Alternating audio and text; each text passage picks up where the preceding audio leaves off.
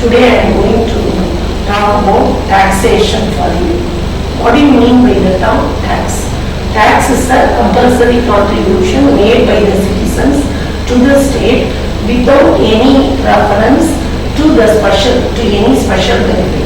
So it is mandatory for the citizens to contribute to the state to repay the various public expenditure, not private individual.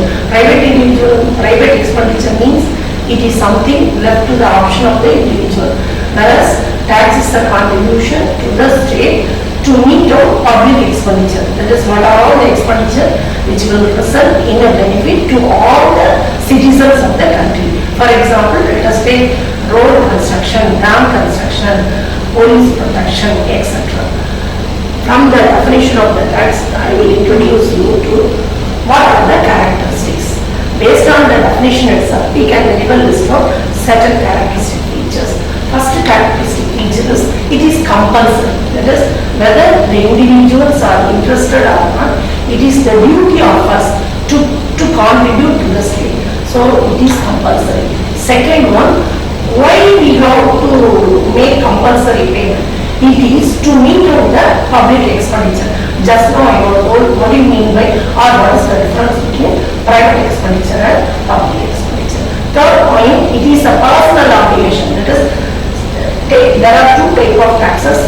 In most cases, on whom it is levied, you have to meet out the liability. You have to meet it out. So that is why we are treating it as personal obligation.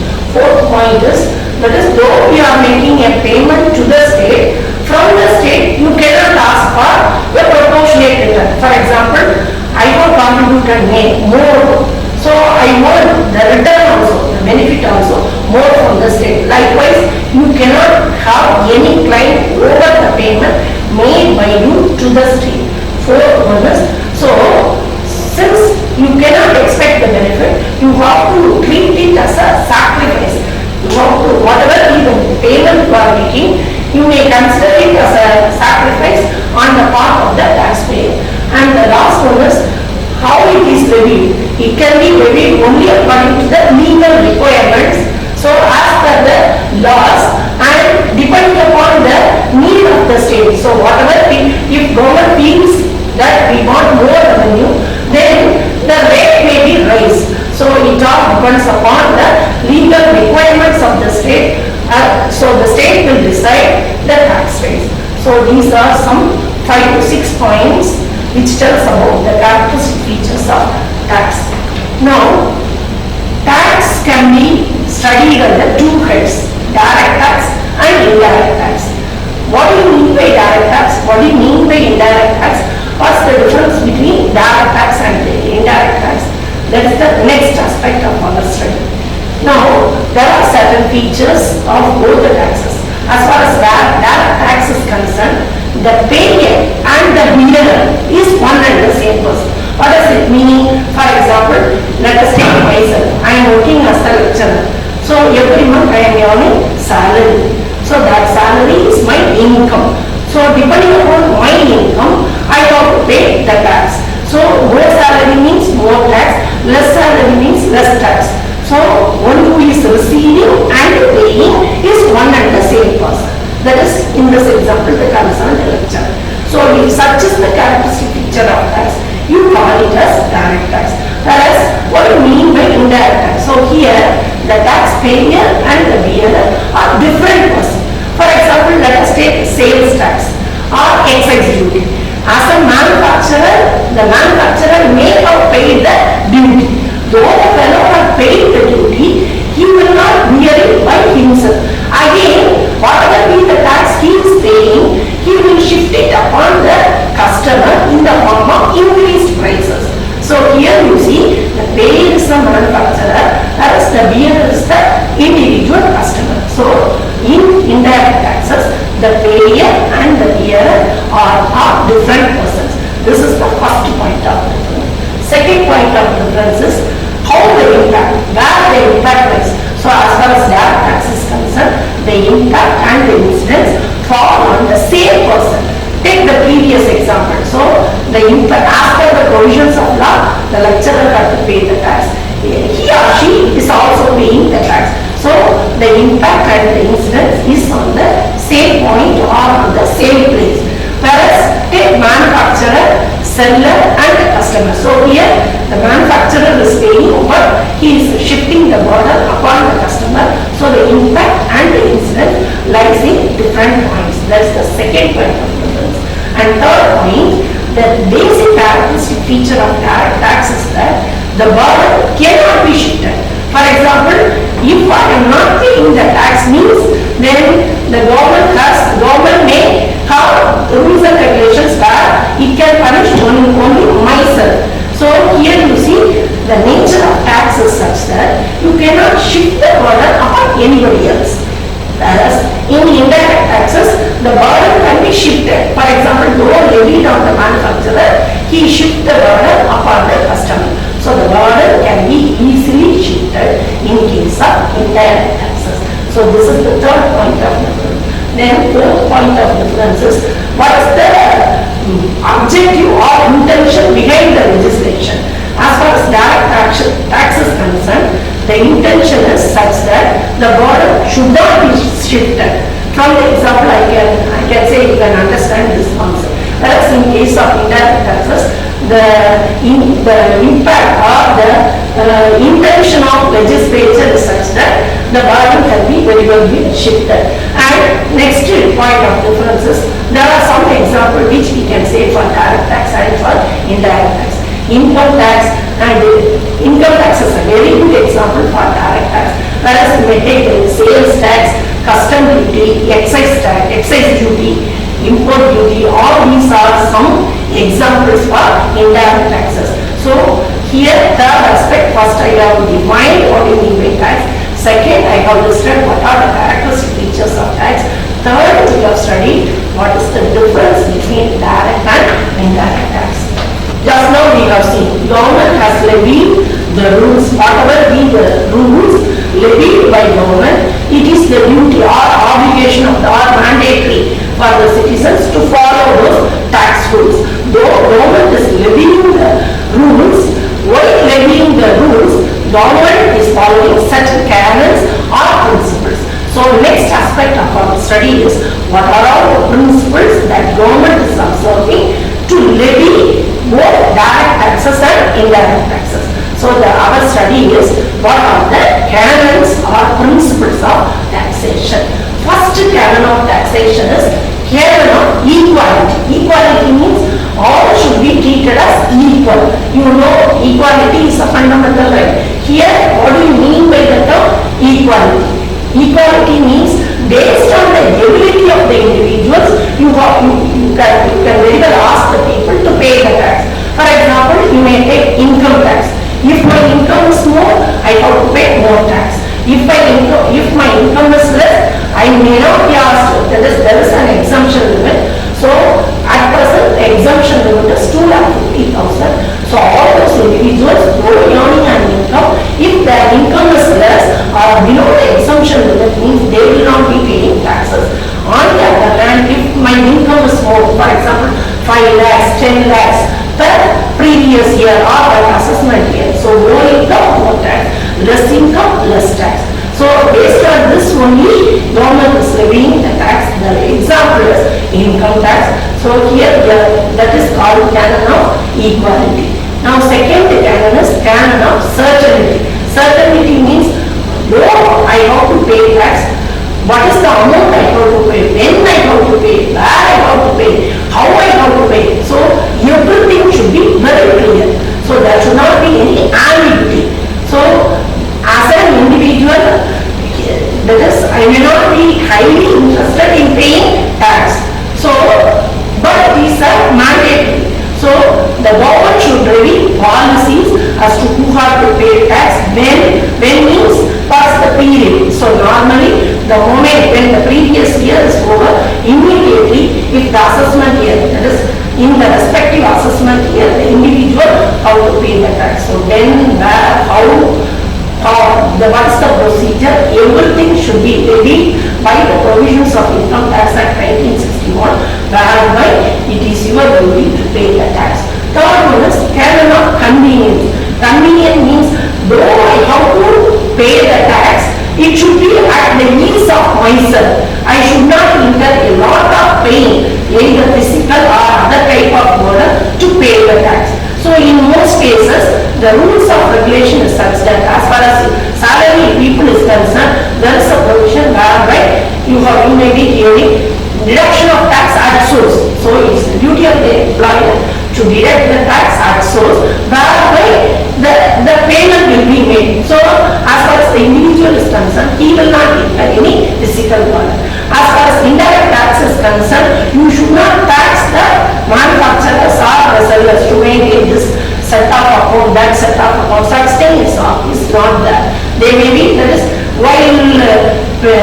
while fixing the price of the commodity itself, he will fix the price and he will collect it. That is, as a buyer, when we purchase the goods, we may be knowing the price, but we may not be knowing the tax. So you may be paying indirect tax in small installments, and that too in small amount. So it will not create much physical burden as far as indirect tax payers are also concerned. That is called canon of convenience. And last one is canon of economy. Economy means the main purpose of taxation is to raise the revenue to the government. Government, in order to meet the public expenditure, is in need of money. So government is levying taxes. So though it is levying taxes, what is the cost? For example, you have income tax officers, you have customs office, sales tax office. So these are that is, in order to raise the money, government is also incurring expenditure. So that the expenditure incurred to raise the revenue should be kept at a lesser level. So this is from government point of view. The cost of collection should be as less as possible. Why it should be as less?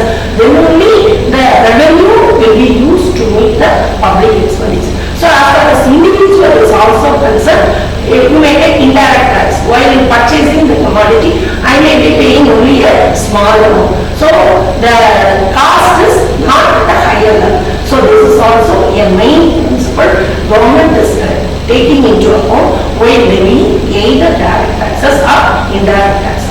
So under this heading, we have studied 4 canons. First canon is canon of equality, canon of certainty, canon of convenience, and canon of economy. Next aspect is what are the merits and demerits of both direct as well as indirect taxes. First we will see, that is whatever be the merit of direct tax means. So I think you can now recall what you mean by direct tax and indirect tax, as already I have given an elaborate explanation. So based on the features, we can very well list out some merits as well as demerits of both the taxes. First one is direct taxes more equitable. Just now we have recalled. Equitable means only if my income is more, I may be asked to pay more tax. Whereas if my income is less, I may be asked only to pay less taxes. So based on which we can say that is direct taxes more equitable than indirect tax. So it may be treated as a merit of direct tax.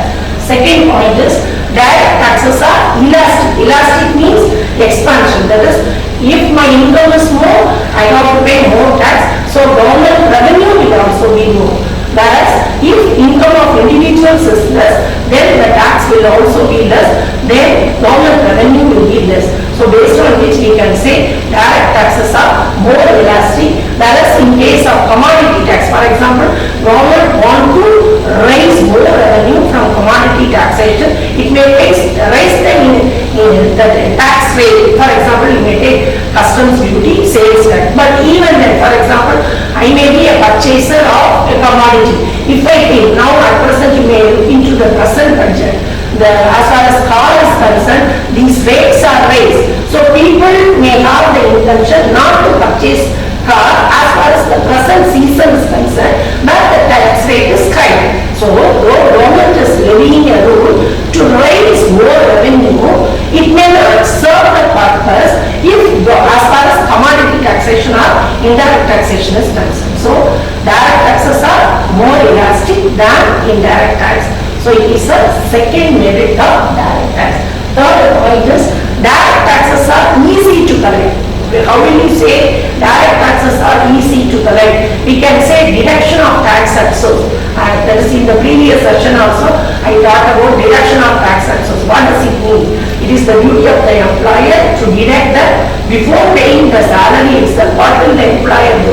That is, there may be a rough calculation or approximate calculation of tax. So he will reduce that. You may have heard about gross salary as well as net salary. So one such deduction may be towards tax. So the employer himself takes the liability to deduct the tax at source and it may be paid to the government. So as far as the third point is, it is direct taxes easy to collect when compared with indirect taxes. And fourth one is, you can trace out the effect of tax. For example, take income tax rates up to 2,50,000 nil. Next 2,50,000 if it is 10% or at present it is 10%. Now government, if it feels that a 10% will be raised to 15% means, once if it is levied means definitely it will be collected. So what we can say is that it is easy to collect and it may be what is the effect? That is, my government aim is to raise more revenue, so definitely that revenue will be fetched. Whereas you may take indirect taxes, though it is raising the rate to collect more revenue, if people are not adopting that commodity means that definitely the purpose will not be served. That is, what is the effect? Effect means each and every government policy may have its own implications. It may have some positive effect as well as negative effect. So what is the effect of changing the rule of taxation? That can be felt very much in case of direct taxes and it is not so in case of indirect taxes. And the fourth one is official harassment. You may be through going through cinemas and other things. For example, if I am not paying the tax means definitely there will be an income tax department. They may send a notice. I have to respond to the notice. They have all powers to even to get into my house and take out all my properties towards the payment of tax. And the bank account may be, that is, it may be banned. Banned in the sense stop.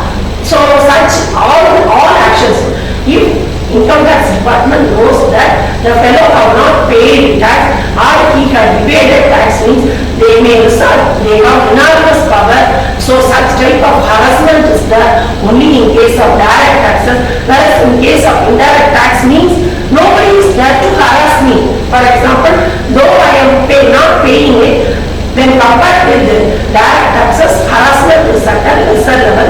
So whereby we can say indirect taxes that it becomes a merit for indirect tax than direct taxes. Then next one is, what do you mean by, you should know something about tax evasion and tax avoidance. What do you mean by tax evasion? What do you mean by tax avoidance? Evasion means it is not as per the law or rule of the country. It is a malpractice. I know very well, take semi actors. I know very well I am getting crores and crores of money. I want to pay more tax, but I may not be interested to pay such a huge amount to the government in the form of tax. So I may willfully debar from that or keep myself away from the rules of the country. So that is a criminal.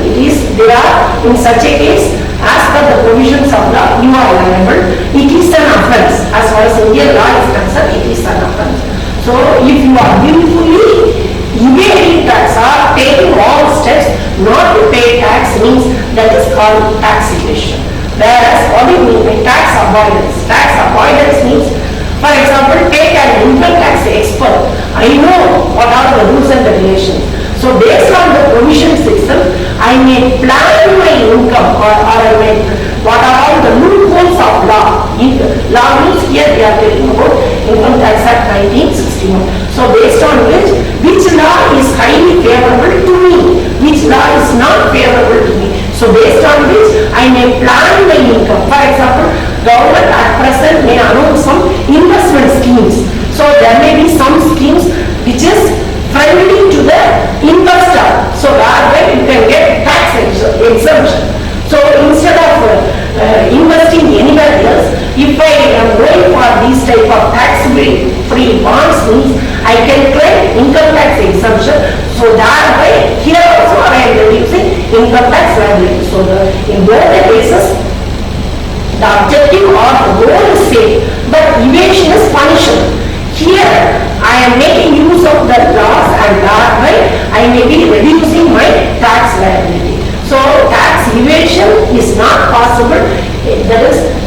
taxation means it is possible in case of, not possible in case of indirect tax, whereas it is possible in case of direct tax.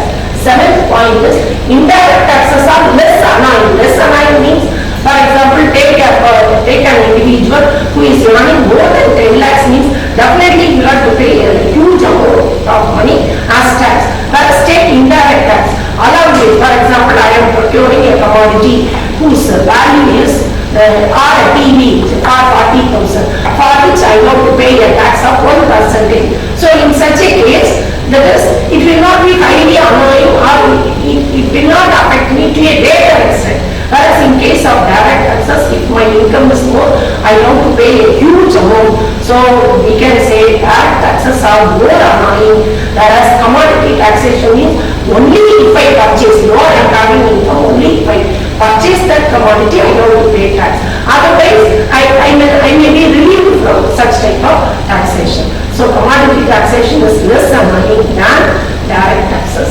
Then 8th point is emotional satisfaction is there. Emotional satisfaction means, for example, take poorest of the poor, take medicines. Whether the poor is purchasing a medicine or a high class commodity is purchasing the medicine means, irrespective of rich or poor, that is all the persons have to, if I am purchasing the commodity means, then definitely I have to pay the tax whether I have money or not. So based on which we can say all are paying tax. So that may give emotional satisfaction both for the direct tax payers as well as, so emotional satisfaction is highly possible only in case of indirect taxes, then compared with direct tax. Direct tax means only a group or creamy people is paying tax, whereas poor people are exempted. But commodity taxation is not like that. Everybody is paying the tax. And 9th point is, that is, take consumption of harmful commodities, liquors and other things, drugs, etc. So you can check, our government can check the consumption of these type of harmful commodities in order to avoid harmful consumption. What will government do? Government may raise the rates. So definitely if rates are raised means it may create some moral fear in the as far as purchasers are concerned to purchase the commodity. So that is, indirect tax can very well be used as a weapon to check the consumption of these type of commodities, whereas such rulings will not be there as far as direct tax is concerned. And last one is, what do you think about the cost of collection of tax? As far as direct tax as well as indirect tax is concerned, you can see customs office, central excise office functioning in a large variety of throughout India, throughout the state. Their duty is to collect the taxes. Customs duty means whenever import take place, whenever export take place, before that import or export of the commodity, whether the concerned trader is paying the tax or not, it is the duty of customs authority to look into it. So the cost incurred to collect the indirect tax is heavy when compared with the cost incurred from the collection of direct tax. In case of direct tax, there is a provision to direct the tax at source, whereby to some extent we can say cost of collection is less in case of direct taxes, whereas it is more in indirect taxes. So the last aspect, I have recalled some of the merits as well as demerits of both direct and indirect taxes. Thank you, students.